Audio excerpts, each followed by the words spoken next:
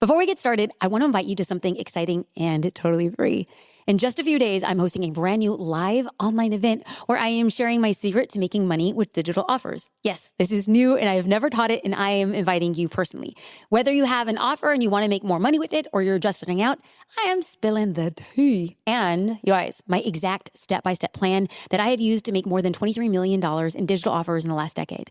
Save your seat right now, jasminestar.com/digital offer. I can't wait to see you there. Welcome to the Jasmine Star Show, a place that we talk about life, business, mindset, and today, your best self.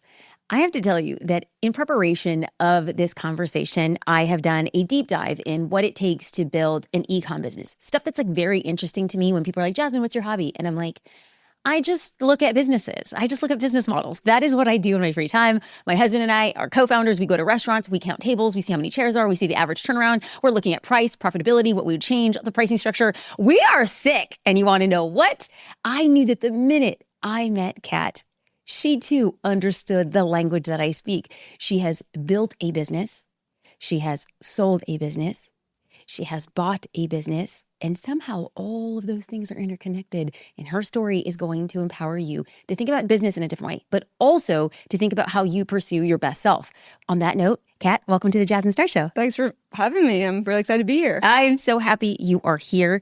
Now, I normally stay away from podcasting where I'm like, tell us your origin story. Because somebody who's listening, I think that they deserve our absolute best. And when I hear your story, what I hear is a pure story of grit, stamina, strategy, resilience, coming back, next time, best time. It's like I hear all of these things and I'm like, we could pick up the story anywhere in the story. I think that there's so many juicy parts to it. And I look at your story and I look at it kind of like in 4 sections. Now, I know that there's so many iterations of it, but I think about the fundraising part of it. I'm not going to spill any details. I want you to like run at this because it's so fascinating to me. We have the fundraising, we have the build, we have the sell, we have a new chapter. And so in my mind, I'm like, okay, do we start at the beginning, which is not anywhere where I start, but I think it's freaking fascinating. Do we start where we are now and then freaking work backwards? You tell me the greatest value. Someone's like, I'm not sure this podcast is going to be for me. I don't do e-com. The show is not about e-com, y'all. The show is about 1,000 different things. And I'm so fascinated. Where do we go and say, you want to listen, you want to watch this show? Where are we at in your story? So let's go back to the beginning, because I think anyone watching this who's starting a business has started a business. And a lot of times we like see people on podcasts like this and you're like, oh, they're so far ahead of me. Like, how do I get there? Good. And before I started my first business, I never read a business book. And so I never took a business class. I was an architect and I knew how to like make stuff, but I didn't know how to sell stuff. In fact, it was like almost successful in spite of not being able to sell. Like I hated selling. And so I wouldn't even email my list unless I had something new to show them. And then I had to pay someone just to send emails because I'm like, look, I can't do it. And then I started BestSelf when we launched with crowdfunding. So it's like, here's a product. I think people will love it. I also didn't have the money to buy a bunch and try to see if it sold. So crowdfunding is a great way to fundraise for making something exist and seeing people actually want it, because people can say that they want it, but if they open their wallet and actually give you money. Okay, this is the part that I found fascinating. So if we take, and I'm also a storyteller, so it's like you and I are actually meeting in person for the first time, but it's like in the story of my mind, what I see is somebody who has a skill set and has an idea.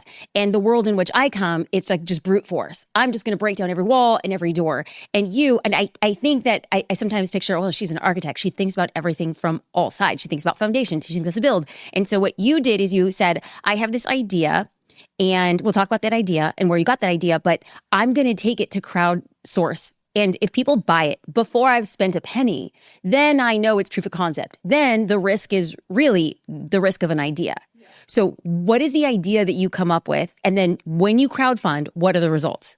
Yeah, so I had my previous business, I'd learned how to do crowdfunding. A friend taught me. He was just like, why don't you crowdfund? Because I used to just make a product and then sell it on my site. And he was like, you should crowdfund it. So I set up my first crowdfunding 2 weeks later. And then I ran a couple for a previous business. And then I figured out like, okay, here's the kind of system of how to do it. But let me. Okay. Whoa. You are not going to come on this podcast and not talk to me about the system. Somebody's listening and they're like, wow, I'm listening to Kat. I'm feeling inspired. I want to test an idea. What are 3 things that somebody who's setting up their crowdfunding, like what are the 3 things now that you know, girl, you kind of killed the game. What are those things that you would recommend somebody? So a lot of people think like, oh, I'll just set up a crowdfunding and people will come and buy. It's like you have to set up an email list just like you would for any other product launch. Kickstarter's not going to send traffic to you unless they know you're successful. Also, if you get new people that have never been on their platform before, they're basically like the more people back a project, the more they're likely to back future projects. So they're basically customers of like Kickstarter, Indiegogo. So if you bring new people to their platform, they will reward you by giving you traffic. And so generally what I've seen with... Okay, hold on. I'm going to break this down. If I'm crowdfunding a project and you're crowdfunding a project, I bring in, like, I tell my people, hey, come in and crowdfund buy this thing.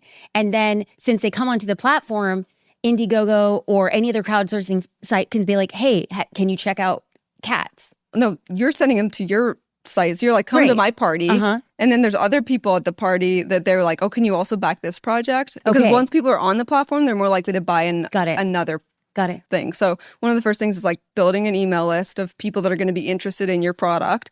So for my product, became BestSelf, that list was grown like really like organically. It was like a giveaway for only products that people who'd be interested in our product would buy. So you're not trying to grow the biggest list ever. Like, oh, here's an iPad or a MacBook Pro. It's like, yeah, everyone wants that. But when you come to launch your thing, like nobody's going to care. So only like the weirdos that are going to like your product give other products that they would like. Okay, let's break this down. What did you do? So you're selling. So we created the self journal, and it was a goal based journal. Like we'll show you how to set a goal, break it down in 3 months. So it's a journal, and we're like bulletproof coffee, like productivity books, software that people who are only good software that only like type A people are going to be interested in. And so whenever we like send out the email, oh, we launched this. So it's like other problems being solved by other products that are around the circle of what it is we're trying to do. Very cool. So number 1 was to build a newsletter list on the back of your crowdsourcing project. Yeah. Crowdfunding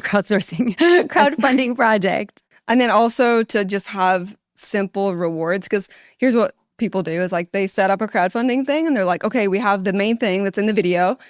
And then we have a t-shirt with our company name and a hat with our company name and like all this other that nobody actually wants. So what you're actually doing is people just want the thing and multiples of the thing.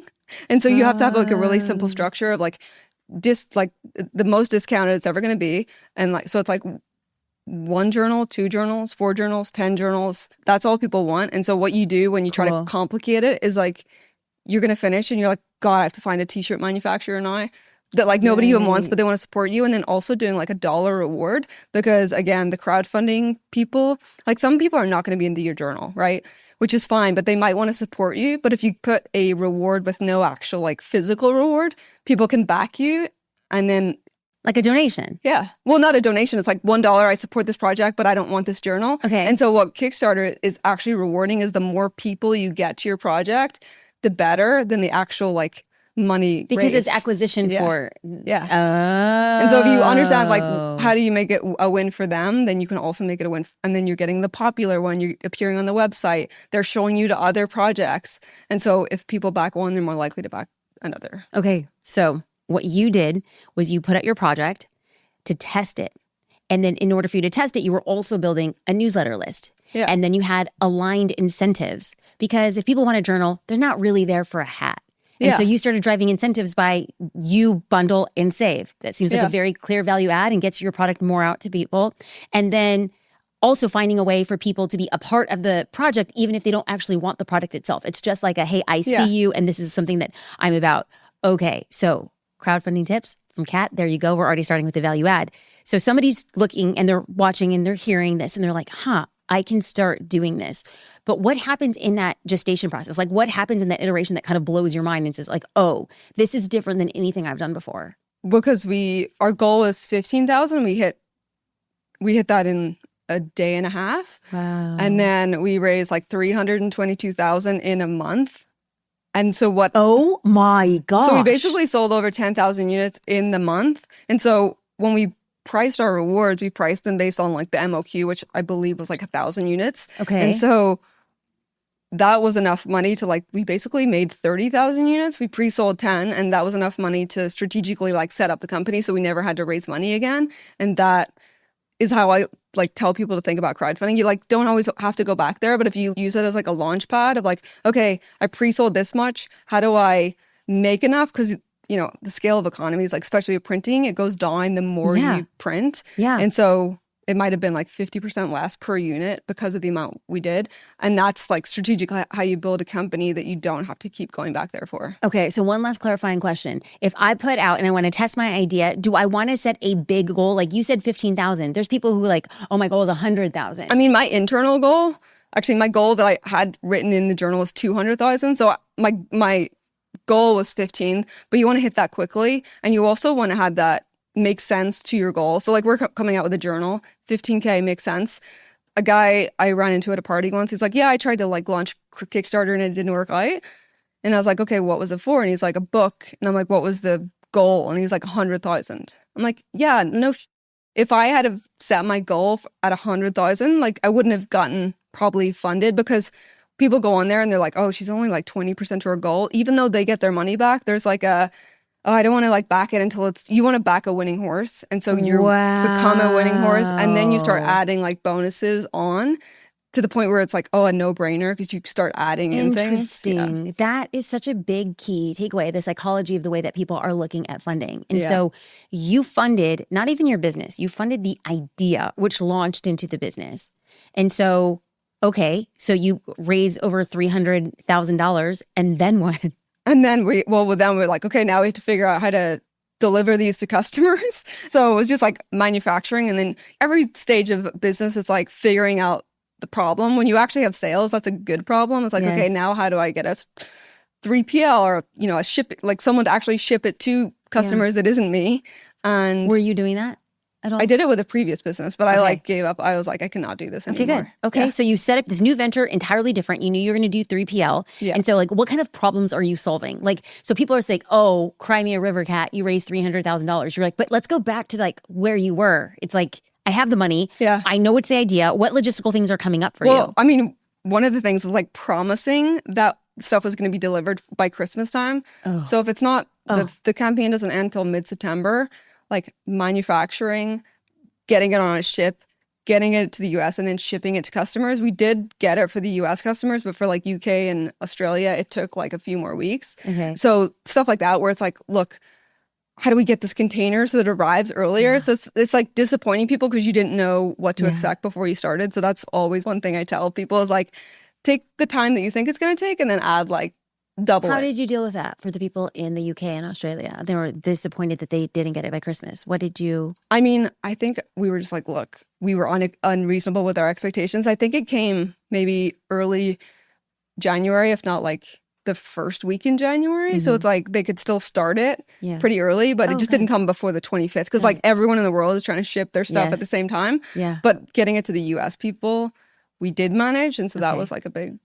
Good. Okay. So when we go back to that like origin story and your building, what are some of like the pitfalls? Like if we go back to that, what the look on your face, you're like, all the things.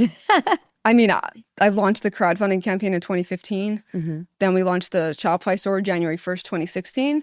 And I was like a workaholic, just hustling like constantly. I think it took us about 6 months to hire. So it's just like dealing with customer service, doing everything, which in some ways is good because you learn how to do everything. So like anyone that comes in, I'm like, I've done this. Yeah. I know what it takes sort of thing. But then it's just like, you don't have enough hours in the day. Yeah. And we were growing fast. But again, because I didn't... How many people are you at, when you say we, at the time were you, what did... Well, at the time, myself and my co-founder. Okay. It was the two of us. And then I think we hired a customer support person in like June of 2016. Oh, wow. Yeah. So it was... Okay. Yeah. And just learning the stuff that one of us wasn't good at or both of us weren't good at. It's like, oh my God. Right. I think operationally, we could have used someone much earlier than we find someone because entrepreneurs, it's like we know a lot of entrepreneurs and we often try to hire our friends who are not operations people. And so it doesn't work out that well. So that's one thing is like we would look around and be like, who else can we hire that we know? Like, oh, we'll try to fit this square peg into a round hole of operations when that's like not what they want to do at all and not what they're good at.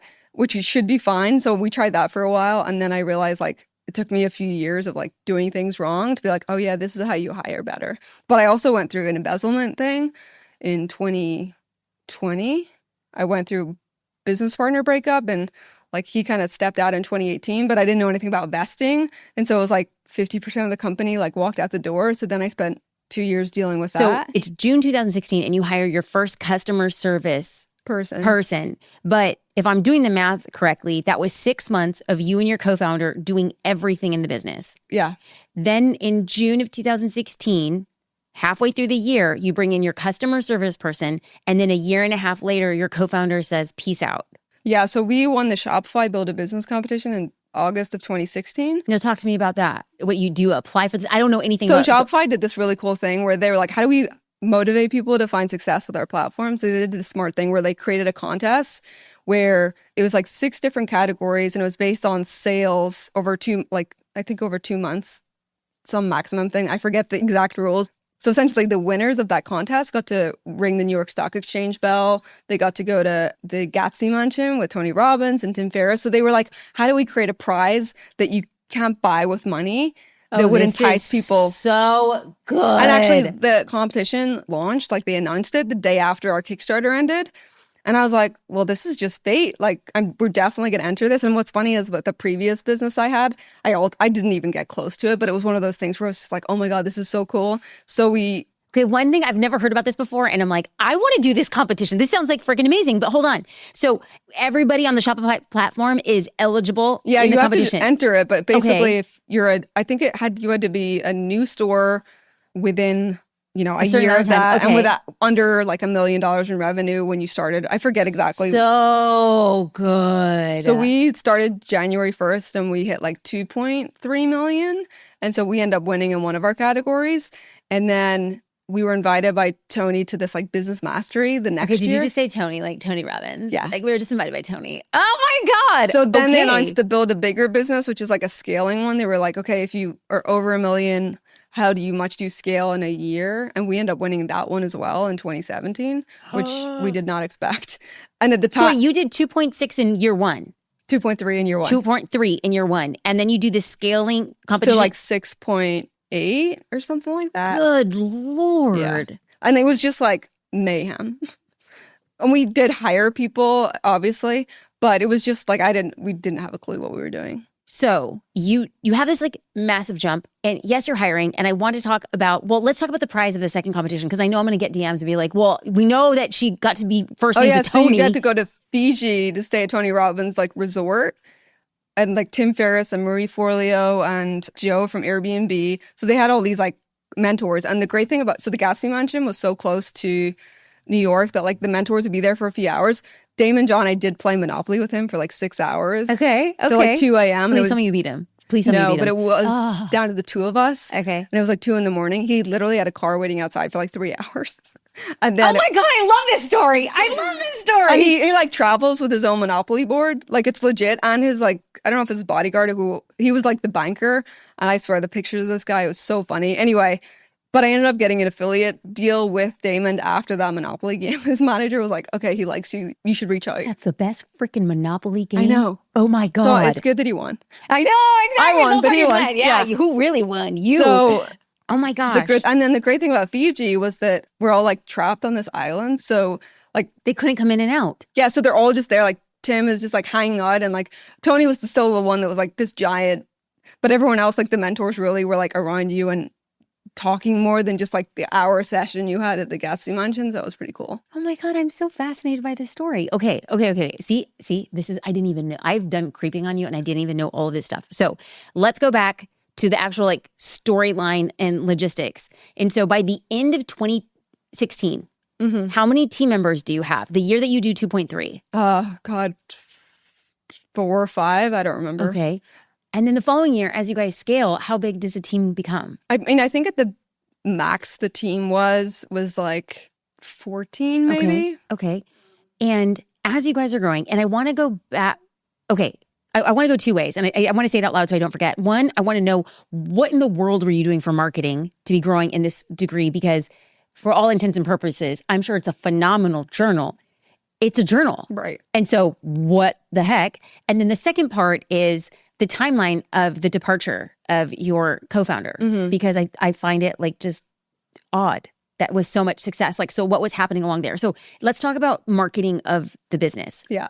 I mean, one of the things, our product is a 3-month based product. And so. Oh, yes. Yes. And that really was around the framework of how we look at goals. But it also made sense business-wise because you have to buy 4 times a year. Okay, hold on. Pause, because I heard this before. This is so freaking fascinating. Most journals, planners, goal setting are in the context of 12 months. And you, like all of your competition, are looking at 90-day, 3-month goals. Except for the fact that your offer comes in a 3-month goal-setting journal where your competition is 12 months. Right. So you get to sell 4 products to 1. Cha-ching. Yeah. So good.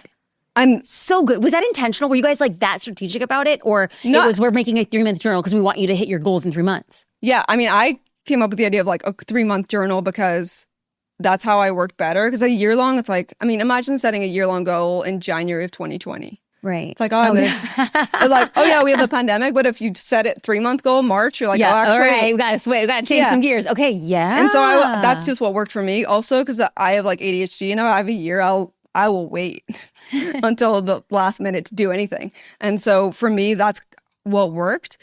And now a lot of people have 3-month journals, but we were the first ones to do it. And so it's like, one of the things was like having something people had to buy more frequently. Another thing was so good.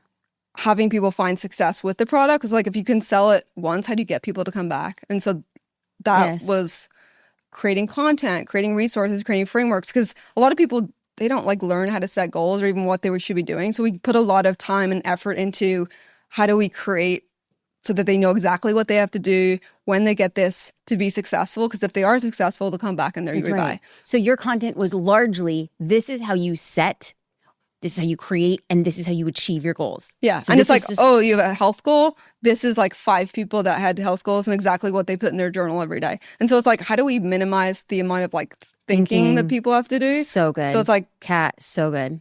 Yeah. I keep on jumping in. No, it's just because I was raised in a church and you just talk back. Yeah. So I'm cutting you off. You think I'm cutting you off, but I'm like, no, so good. I'll just repeat. You're like 3 journals, 3 months. Yes, 3. I'll just repeat back, but like, go. This is so good. But I think at the end of 2017, so we had the journal and then we had some side products, but the journal was like 75% of our revenue in 2017, which I was just like, oh my God, this is stressful because it's one single point of failure. Right. And so one mistake we made is like, I went through a lot of like, I actually got divorced in 2017.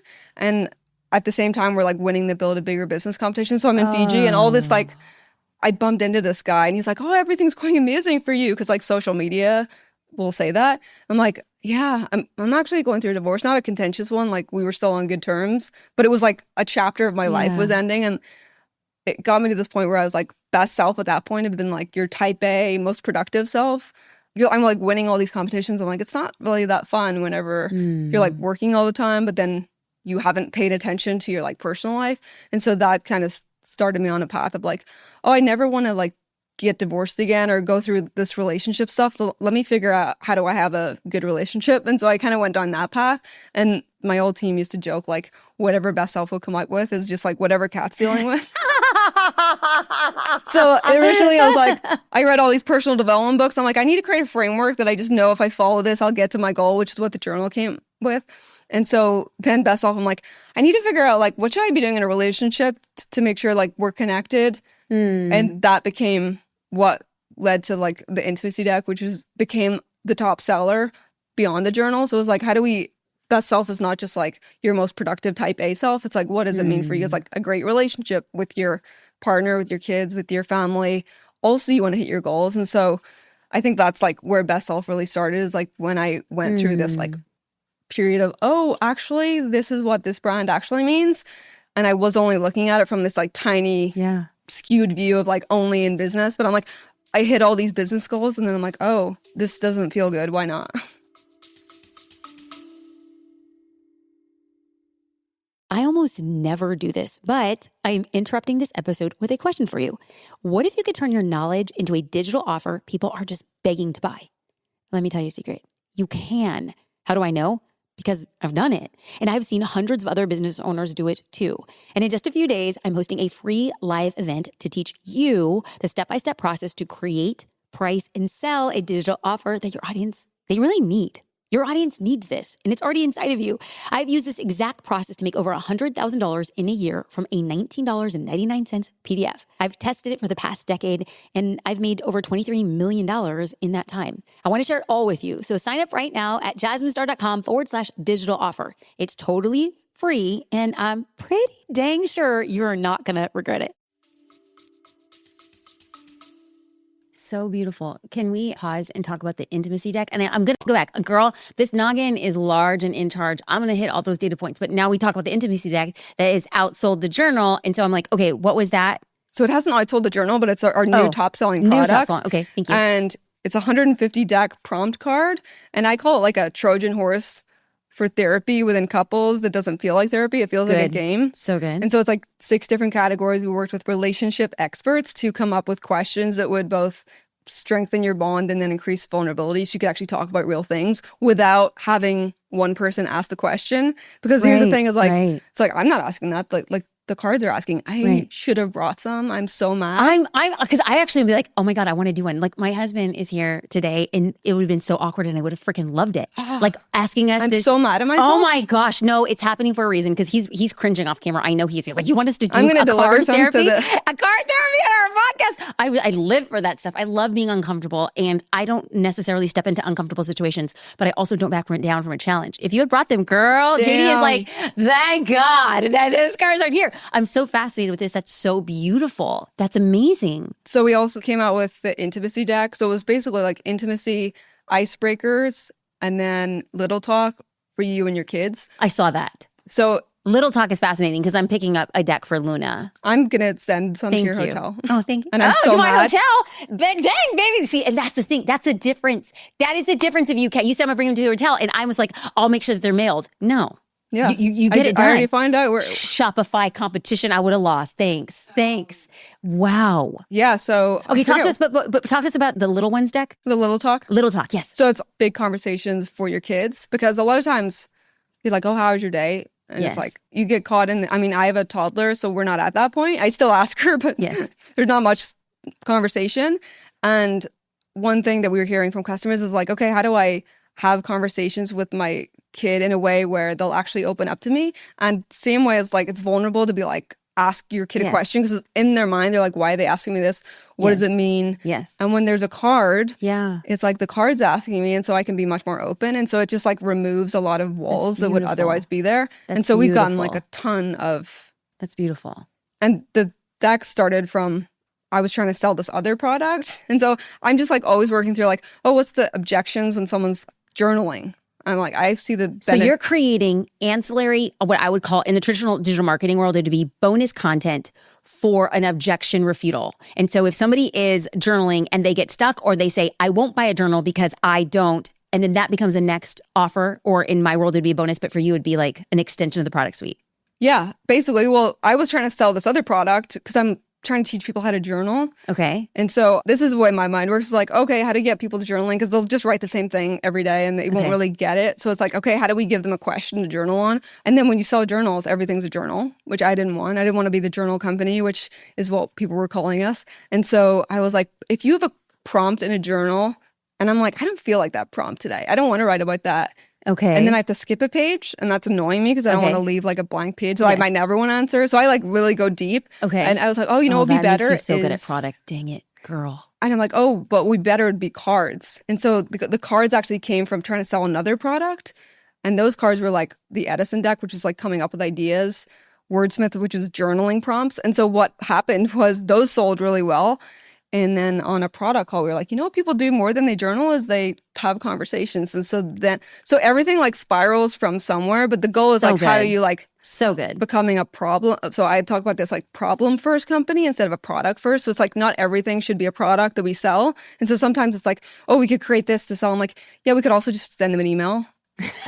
And like, we don't need to waste our resources like building a product that we could give away for free. You win. You win. I think more than anything, I think what's happened with the podcast is I've become very fortunate to have conversations, but really what it is I'm going to business school. And I think that main thing, we're like a third way through this conversation. My main thing is like, I want to be a problem-based company. And I'm really great at coming up with products. And I'm like, no. The better the problem I solve, or the more it's clear, or the highest results, or the fastest, or the cheapest, or the most expensive, depending on if I'm building, what type of brand I'm building, then it's a sure fit. Yeah. And I just think that that was like the reminder that I needed. Okay, so we're here. We're talking about the decks. We're talking about the conversations. We're talking about being a problem-led company. We're talking about the iterations. We're talking about the growth. But if we go back to 2017 and you're on the island and you're going through a divorce, you're also winning competitions. You're talking about the structure of what needs to change about the journal because it's a holistic best self. Yeah.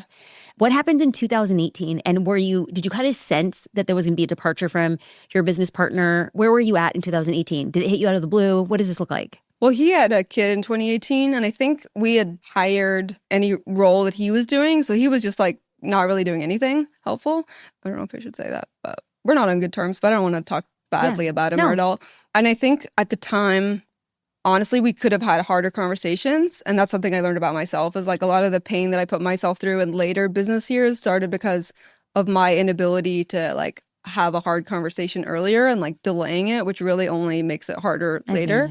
And so that's kind of where we were at. And it took until 2020 for me to be like, okay, this is done. And I wrote a huge article like what I learned that I would do differently. Like a lot of times you start these business partnerships and I did 50-50 because I thought it's like, oh, that seems fair. But fair doesn't mean equal. And so whenever you like 50-50 a partnership in the beginning, it's like sometimes it's unfair to one person at the beginning and it evens out, or sometimes it's unfair and it continues to be more unfair as you go on. And I think when you can't have a hard conversation and actually like make a decision, you're actually settling in the beginning of like a partnership because you don't want to have a hard conversation. Ooh. And so I think that's real. If you really sat down and this doesn't mean that there aren't 50-50 partnerships that work, but I see more that don't work because of insecurity. Like I was super insecure. And so at the time I was like, oh, I don't think I'm worth what I am. And when I look back, I'm like, I totally was. I just didn't, I just like underestimated what I could do. And I also was partnered with someone that was like really charming, like really good talker, very good looking. And so I'm like, oh, this is awesome. And he actually was great at the beginning of the company because he was very good. Like I would kind of show my work and he would talk the work and together we would make stuff happen. And so even my wife, I was like, actually, that was a good thing that you had that because you're not very self-promotional and you needed someone like that in the beginning. That's beautiful. Okay. Lessons learned, gratitude for the lesson, stuff that you won't repeat again, finding self-worth in that journey. And so the business partner departs along with him 50% of so he kind of that. Just left the day to day. But then you're like hamstrung with decisions. And so then it basically was like 2019, we like discussed selling, but then it's like nobody wanted the business unless I was staying in the business. And so I was like, well, nobody's offering you, like the only offers you're getting is based on me staying and working. And so I was like, better the devil you know than the devil you don't. So I didn't want to go in.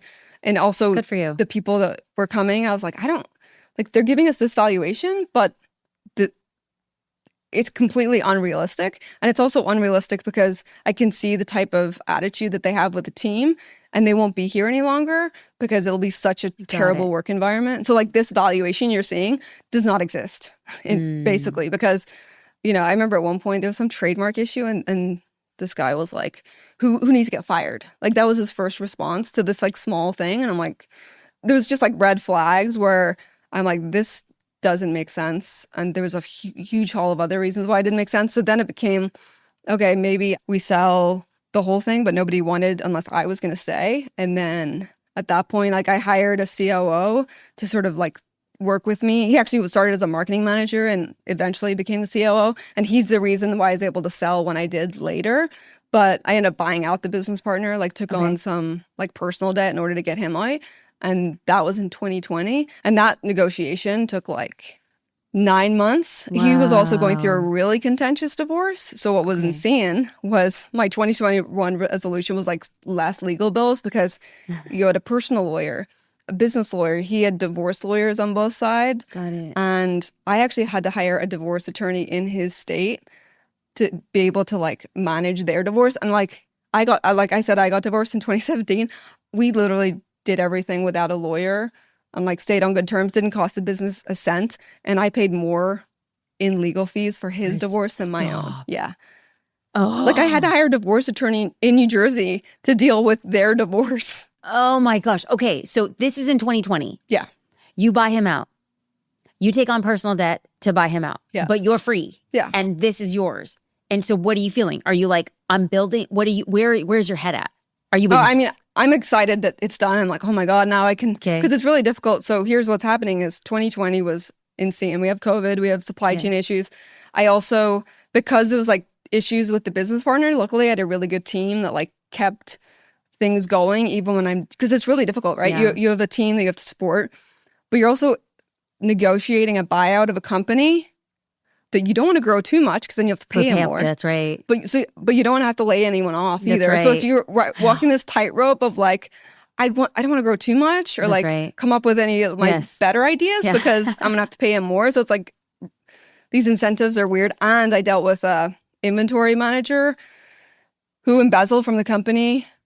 And I found out about it as I was going through all this stuff with my business partner, because he was This is basically all in 2020? Yeah, 2020 Oh. was like, I don't know if you remember March 2020. Everyone's like, oh, you have to like batten up the hatches. Yeah. Business is going to be Yeah. hard. Like, Yeah. hold your cash. And I'm literally like going through this negotiation. Our factory in China has shut down because of this coronavirus we're hearing about. And then I had just found out about this embezzlement with this guy that I'd worked with. And I'm just like, there's no reserves here. Oh my God. And so then I spent the next 6 months dealing with that. And then it's also like, even though I had a remote team, this guy he had like met my family because he lived in New York too. And I would like bring him to comedy shows. So it wasn't like it was this like random guy I hadn't met. And so I'm like, oh, you were stealing from us the whole time? I actually have a YouTube video where I broke down exactly how he did it, because he wasn't like stealing money from my bank account or anything. And it's funny. So I'm actually from Northern Ireland, and my brother, I don't come from a business background. Like my family are all like doctors and like have normal jobs. And so I put this video of like this guy like embezzling 230 grand from me. And oh my God. I put it up, and my brother calls me. He's like, I saw your video. This guy stole all that money from you. God, that's awful. How much money did you make anyway? And I'm like, he didn't steal the money from my bank account. He was essentially like, at the time we would run all of our inventory off spreadsheets, and he would sell to bulk order customers, and they thought they were paying us, but they were actually paying his like personal Stripe account. And so because we didn't have like good audit systems. Okay. Yeah. And so how I found out about it is someone was selling against us on Amazon of this like not even our top product. And I ordered it, and I was like, look, there's 3 things that are going on here. This is either a counterfeit product, someone's taking inventory, or our supplier is like screwing us. Yes. But I'm Okay. like, we've worked with the same supplier for like 6 years, and it's all not our main product. So I don't know why they would go for this one. Okay. So let's just assume it's either a counterfeit or like someone stealing inventory. And when I ordered it, it looked exactly like ours. So I'm like, let's just assume like someone's taking inventory from the warehouse. And so I have this guy start to do audits, and he's essentially auditing himself. And then what happened? Oh my Nothing was adding up. God. And I actually always assume positive intent of like, oh, I just thought he was like negligent, and I fired him for being negligent. And then I got into his email, and I realized that he deleted all of his emails, for one. Like, it was bare. Luckily, I was able to recover it. And so my team was like, oh, he's like Stripe invoices and stuff, like PayPal invoices that he was selling stuff. And then he was going into he was so smart and dumb, and I'll share with you why. So he was going into our 3PL and then going into existing orders, editing all the information of existing order, and then reshipping it so it didn't look like a new shipment. And so whenever I was going into the 3PL, and I was like clicking through the order, and all the information was different than what is in Shopify. And then I contacted the 3PL. I'm like, who edited these orders? And they told me it was him. And that's when I realized what was going on. He actually did get arrested for it. I worked with like, he was in Denver, and I worked with like the Denver police because I'm like, he's going to do it to someone else. Yeah. He's clearly a crook.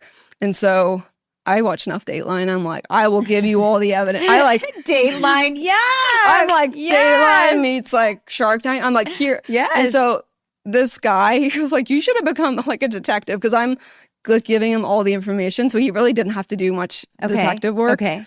And so the guy got arrested, and it came out of the blue because he didn't know I knew about all the stuff. I just never said anything. He just thought he just got fired. For negligence. And then 6 months later, a detective calls him and was like basically trying to get a comment from him. And then he was like, oh, someone stole my identity. And I'm like, I would love someone to steal my identity and put money into my account. Right. Like right. hundreds of thousands. Right. And so they ended up arresting him. He spent one night in jail, and then he like pleaded to a felony. And now every few months I get what I consider my unofficial 401k, which is like small restitution payments. Will never add up to right. like what he stole. But now at least he has it on his like record, and he won't be able to do it to someone else. Okay. So what year is this? That was in, so 2020 is when I discovered. 2021 is when he like, you know, we did the whole like COVID court thing. Okay. And so then what year do you sell? 2022, October of 2022. So that's, okay, so 2021, that's buttoned up, and you're getting micropayments, restitution, which is, hey, it's about people knowing, and it's about him not doing it to somebody else. Okay. And so then what mindset are you in when you're like, I'm open to selling? Or were you approached, or what happened in 2022? So basically 2021 and 2022, I was just focused on, okay, how do I get this business? I mean, it always had to be profitable, but it lost some money in the last year or two because of the, embezzlement and the business partner thing. So I'm like, how do I set it up so I could sell it if I wanted? And then I had a baby March of 2022. And I didn't really take any time off after that. Like I thought I could be one of these people that were like, oh yeah, the baby sleeps and I'll work. Doesn't really work out like that. So I didn't really take much of a break. And then luckily I had a really good COO, and he was running things. But, you know, when I sort of came back, I was approached by a couple of people. One gave me an offer that I wasn't that excited about. So I'm like, I'm not doing it for this. But what I did was like, rather than continue down this path, let me just open up other conversations and like let it be known that I might sell. And so I was in like this Slack group. It was actually like a crypto e-com group that I'm in with like 40 guys. And I was just like, yeah, I'm thinking of selling. And actually one of those guys put me in touch with the people that ended up buying. And I just at that point was like, I'll say yes to any conversation. So I got on a call with these guys, and I wasn't really taking it that serious. So I was just, you know, sharing what was going on. And then they ended up giving me, I turned on the other offer at this point, and they ended up giving me an offer. And it's funny, whenever you're like selling your business, there's so many times when it could like fall through at any moment. Right. So like my wife, like the day before it's supposed to close, she's like, is it going to close? I'm like, honestly, I have no idea.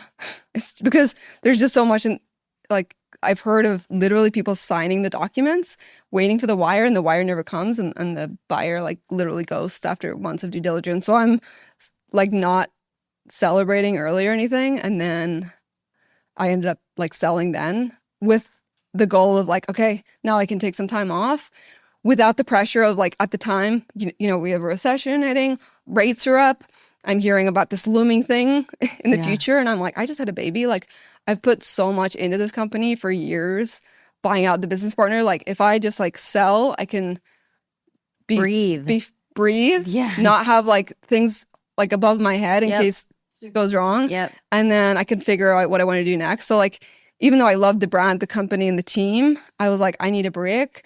And I can see kind of in the future what could happen if I don't take some money off the table. And so that's why I sold. Amazing. How much of a break did you take? I took 14. I mean, when I say break, I like tinkering with stuff. So I was like we moved into a new house. So I'm like, I literally built an in-ground cold plunge in my yard, like design. Oh, I've seen photos of it. Yeah. So I'm like designing it. I didn't dig the hole. I hired a guy to dig it, but I'm literally like learning plumbing and stuff. And what's funny is when you've, I don't know, been a workaholic, my wife would come home, and I'm like lesbian stereotype, Home Depot, like everything. And she's coming home and she's like, oh, how was your day? And I'm like, and I'm learning like electrical and plumbing to like build this thing. so I'm like learning a lot and it's fun, but I'm like, well, nothing I did today made money, so I'm actually useless. And it's, even though I had money, more money than I'd ever had, there's like a scarcity mindset of like, oh my God, it's going to be gone and I don't have any. And God forbid I would just do something for fun that wasn't making money. And so it took me a while to like detach the being productive and making money and like being in a scarcity mindset. Wow. During that time off where my wife was like, you can take time and like do the projects that you wanted. And like I was learning to code. And even though I was doing stuff that I liked, it was like, I wasn't happy because I was like, oh my God, I don't know what I'm going to do next. And like, I have to figure out what my next project is because like God worth forbid. and value become intertwined. And all of a sudden when someone's like, you could just be, and you're like, wait, but what value am I bringing? If I don't bring value, then what worth am I creating? And I think that is a beautiful lesson for us to like stay grounded in you taking a step back to understand, like to undo those two pieces for you to kind of come back to you. And then you cut to a point where you look back at the business. How are you involved? I mean, was it a complete were you involved any bit at all? I was like an ambassador. Okay. And I was supposed to be on some meetings that they would schedule, but they never scheduled anything. Okay. And so I would like send them ideas. I would send emails into the void. Okay. And I mean, I totally get it. A lot of times they want the founder to like craft their own vision or whatever. Yeah. Which is fine. There was an earn-out component tied to the sale, which is pretty common, and I still could see like the numbers. I'm just concerned about like this earn-out. Yes. Because I thought it was a pretty easy goal to hit, and it was, but this company was like a new private equity company, so they were just kind of starting out, but then they were buying brands, and then they kind of like took some autonomy away from the internal people, so like they couldn't approve purchase orders. So then we don't have inventory for Q1 because they hadn't hired a CFO yet to, they're making it really difficult for you to hit your earn-out. Yeah. Yeah. And I don't think they did it on purpose. I just think they like were trying to build the plane as they're flying it and things didn't happen. So I was just like, oh, so that's also a scarcity thing where I'm like, oh, I'm not going to get this earn-out. So I have to, it's like a shorter runway than I thought I had. And so I'm just very much like, did not match reality. When I had like way less money, I was like way more optimistic. It doesn't make any sense. Okay. And so then a year in, so I saw they weren't going to hit their earn-out. And so I'd mentally like said goodbye to that money. Basically, I took time off. I'm like, okay, let me figure it out. And actually one thing when I sold is I still loved the company and the brand and the products, but I didn't like how I built it because I kind of built my own prison because we grew so fast and had success. It's like you always have to beat that. Yes. Year after year. Yes. Because God forbid, like, you would just flatline or like shrink. I get that. And then we had a bigger team. So I'm like, oh, people's lives and like kids are dependent on me. And so it's really difficult to like move or shift things whenever you have that risk involved. And so that's another reason I sold, because the new company, we're going to at least keep people on for 6 months. Good. And so I was like, okay, they have a bunch of resources that I don't have. Like everyone got a bonus and a raise. And I got to leave, and it felt like, okay, now they can like figure out how we go to here next. But so at 6 months, the PE firm told me they were going to let everyone go and move to like more of an agency model. And so my old team members had already told me that. And so I ended up like a few friends who run companies hired some of them. I think one guy who's in Hampton, actually, I think he has like 4 of my old people. Okay, wait, pause. So I'm going to do a little bit of a sideline right here. We can like not mention Hampton. No. I think it's good. It's good because it'll give you a chance to rest your voice. You could totally hydrate. Okay. So Kat had just mentioned a friend of mine, and then she had mentioned this word Hampton. Now, the reason why Kat and I got connected was because of a gentleman by the name of Sam Parr. Sam is co-founder of Hampton, and it is a CEO executive group, kind of like coaching mastermind type thing.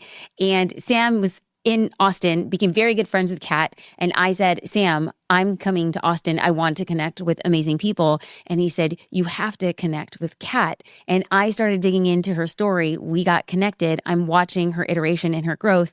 And now Sam and Kat are really good friends, like legit good friends. Like he goes in your cold plunge. Yeah. Like he makes it inappropriate with like 18 people in your cold plunge. And he's like all about it, right? And so he's just, I didn't mean inappropriate. It's just, he it's like just babysat my daughter a few times. Yeah, like they're like homies. So he launches Hampton and he's like, Kat, why don't you get in? And one thing that I really liked about Kat was like she had said, well, at the time, I'm not building anything. And so when I go all in, I go all in. If I'm not building, I'm not gonna be in. And so then she tells me off camera that when I'm gonna get to the part of the story. Anyway, here's like the little ellipse. This is what's a foreshadowing. She joins Hampton and I see Kat in Hampton. I was like, hey girl, hey, let's podcast. Okay.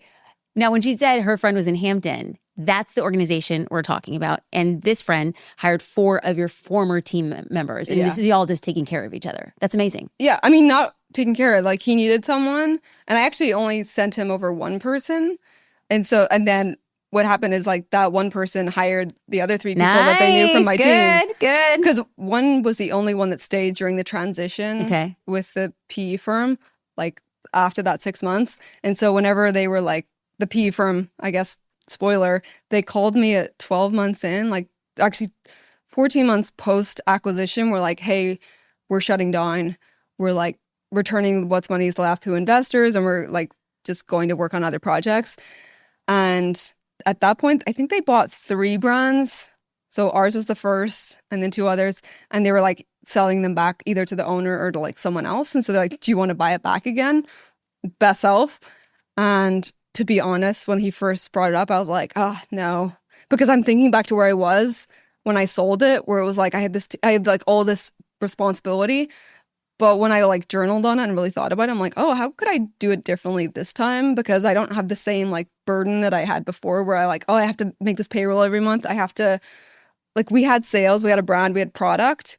There was no team anymore. But I'm like, I'll figure it out. So I ended up like negotiating a really good deal with a private equity firm to get it back. And that was end of January of 2024. That is so good. Okay, like I would have loved a podcast, period, the end. But the fact that you bought it back, like just like the strategic move of it all. And sure, there's an element of destiny, luck in all of it. But in January 2024, you buy it back. You negotiate a deal that you feel, what are you doing different now, having looked back at your journey and say, when you were journaling, using your own journal, when you said, how could I do this differently? What did you come up with?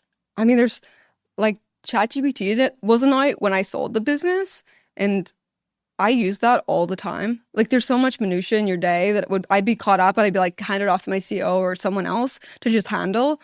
Then now I have like a 24/7 assistant. People give me an example. Like, what would you hand to your COO that you're getting an answer from ChatGPT? Literally, like, can you write a letter to deal with this sales tax issue in California? Because I don't want to deal with it. And I literally, like, I will use it for everything. I'm like, here's a letter I got. Can you write a response? Like, this is what's going on. And I'll just talk it into my phone or whatever. And it will just write it out. I will take me 10 minutes to fax it and send it. What would happen before is either I would hand it off or what would actually really happen is I would not do it for months. Okay. And then I would pay more tax later. Okay. And so that times a million of like forecasting for product, there's just so much minutia that you deal with that you don't even realize you deal with until you don't have to deal with it anymore. And actually my time off, I learned like coding and I also learned how to use AI for like different things because I'm like, I'll use it whatever I do next. And now I'm like, okay, I can use it for a lot of things that I used to have to hire people for. And now I do have to hire people, but I've just been, instead of going back to, oh, let me rehire all the same people I had before, the same team, is like, what's the minimum amount I need to get the job done in a way that's like profitable and fun. And I'm not like building my own prison where I have to keep making revenue. So my mind is freaking blown right now. What was the percentage of decrease? Like when you went back? It dropped maybe 25% in revenue. One thing. Oh, no, not in revenue. Excuse me. Team size. So it's like you come back and you buy the business back. How many team members are there? 0. So 0. Like they were like, oh, the PE firm's like, oh, do you have a team to help you with the transition? And I'm like, nope, just me. Okay. So it's just you and you've hired. But when you look at the size of your team now versus what it would have had to have been to sustain the rate of growth now, how much smaller percentage-wise? Is it 50%? Or did you have a 10% team and now you have a 5% team? I mean, I'm thinking like payroll and like contractors that we used to hire. Okay. Let's say it was $1 million a year. So it's like good a quarter. Lord. Wow. So it's just like, how do I, we used to have like this bookkeeping CFO team that like made a bunch of mistakes, but there wasn't really another option. Now you have this thing called Finaloop, which like pulls all your data so you can get like live P&Ls anytime. So I'm like so connected with my profit margin any day of the week. And then just using tools in a smart way, like that alone saves me like $6,000 a month. And you know how many journals you have to sell to pay this? When I first started BestSelf, I usually like would equate prices to how many journals I have to sell to make this. So I'm like on the airplane. Yeah. Oh, I have to sell like a quarter of a journal to pay for this Wi-Fi. Is it worth it? Can I like sell like at least one journal to make it worthwhile? And now that I have a toddler, I'm like, oh, this is like a month of daycare. So like that's how I'm equating. So I'm, instead of scaling back what I used to spend, I'm like, I set it up as a whole other company. So everything is fresh. So instead of it's like subtracting, it's adding. And one rule I had is like, I'm going to buy this company back, but I'm not putting any more money into it. So everything has to be capitalized through sales, which I still haven't had to put any money into it. I just bought it back and then use the revenue from sales to like do everything else. So what's next? I mean, I'm still like stabilizing and like figuring out who it is that I need for my team. But I think what's next is, I mean, I called it BestSelf because I'm really into personal development, and I like, now I have a kid. I'm like, okay, where's that going to take me that I could like build around? Your next product line, baby. But I mean, I'm very much into like, okay, what other problems could we solve? But yeah, I love the idea of like, okay, I have the products and the brands back. I don't have this like where I have to do anything, which gives me freedom to like do whatever I want, which I didn't have before. So could I have done it before? Yes, but I also had like a 6-month-old when I sold it before, and I did not have the energy that I needed to like turn the ship. And now I feel like I got a clean slate, and at this point, like everything's gravy. I knew so many parts of the story, and then I just got to learn a lot of other parts of the story. And I think that wherever people are in their journey, you've been an expander of how to start their business, an expander of how to come back after someone's embezzled, an expander after buying a business partner out and taking on personal debt, an expander of what it looks like to unentangle worth and value and what productivity is when there's just time and rest to grow. And then an expander of what it means to come back, do it on your own terms, and do it entirely differently. And I find that like so beautiful and so inspiring. I can't thank you enough for coming in and sharing this story, because people are hearing it and they're listening and they're saying, there is a piece of her that I now get to carry to change what it is that I'm doing and the approach that I'm taking. So your time on the show has been so valuable, but it has nothing to do with your worth. Ladies and gentlemen, Kat, where can people find you? Where do you like to connect? Where are we pointing Twitter, people to? Instagram, or Beautiful. X, whatever we're calling it. Just my name on X. That's where I like really talk to people. Okay, good. Or Instagram. Or I also talk about anything I'm doing business-wise on littlemight.com, and that's like personal blog. So if you've been following it, you saw the embezzlement stuff, the business partner stuff. As I was going through it, I'm like, wow. One thing is like journaling when you're going through stuff. So with the business partner things, I would be like up all night. And I'm like, I just have to write something down. And this became like a 50-page Google Doc of half of it was useful and half of it was just like, here's why I will never put myself in this situation again. And that actually, I'm like, okay, what could I take from this for like an actual article that could help people? And there's been so many people that reached out who were like, oh my God, your business partner article. I've gone back to it so many times. So yeah, I like take my lemons and I make lemonade. I'm like, here's how not to get embezzled from. Here's how to go into a business partnership. So if you're curious about the behind the scenes of business, it's at littlemight.com. And then products, bestself.co. And I'll make a coupon code, Jasmine, so that anyone that wants to buy any of the products that I talk about will get like a 20% discount. Oh my gosh. Okay. Well, you guys use the code. I didn't know the code existed. It doesn't, but will by the time this is live. It will definitely exist by the time this show goes live. I don't get anything from it. If you have liked the lemonade that Kat has served you, give yourself a gift. Invest in yourself and see what you can do in 3 months. And in case you're not quite sure how to begin the journaling journey, Kat, her team, her business is more than there to support you. So littlemight.com, bestself.co, Jasmine is the promo code. Connect with her on X, Twitter, or whatever the heck that we're talking about it. Thank you for watching and listening to the Jasmine Star Show. And Kat, thank you for being here. Thanks for having me.